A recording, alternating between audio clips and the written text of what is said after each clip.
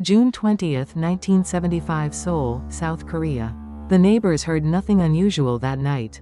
No screams, no struggle, just the ordinary sounds of a humid summer evening in Myeongryong-dong.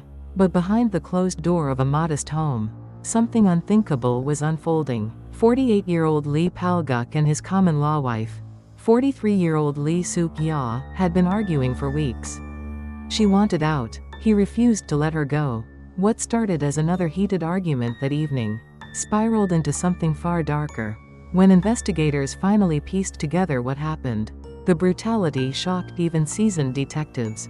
Lee had strangled his wife during the confrontation, but the killing itself was only the beginning. For 5 excruciating hours, he methodically dismembered her body, attempting to erase all evidence of her existence. Parts of her remains were disposed of in the sewers, scattered across the neighborhood. Like fragments of a nightmare, the discovery sent shockwaves through Seoul. How could someone commit such an act? Lee's defense claimed war trauma, a mental breakdown from injuries sustained during the Korean War. 25 years earlier, he demanded a psychiatric evaluation, insisting he wasn't in control of his actions. The court disagreed. The calculated nature of the crime, the hours spent covering his tracks, the deliberate disposal of evidence, all pointed to a man who knew exactly what he was doing. Seoul Criminal Court found him guilty of murder and desecration of a corpse, sentencing him to death. Lee appealed. The higher courts rejected his pleas.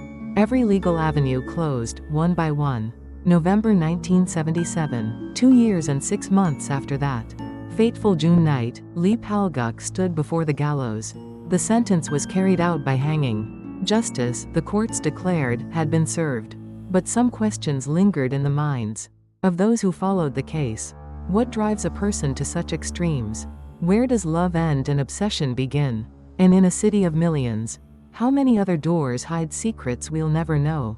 Current status: the case remains one of South Korea's most notorious murders of the 1970s, often cited in criminal psychology studies examining crimes of passion and domestic violence.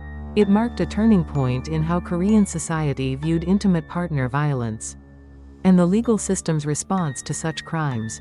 The death penalty was carried out, making this one of the last such executions in Seoul during that era.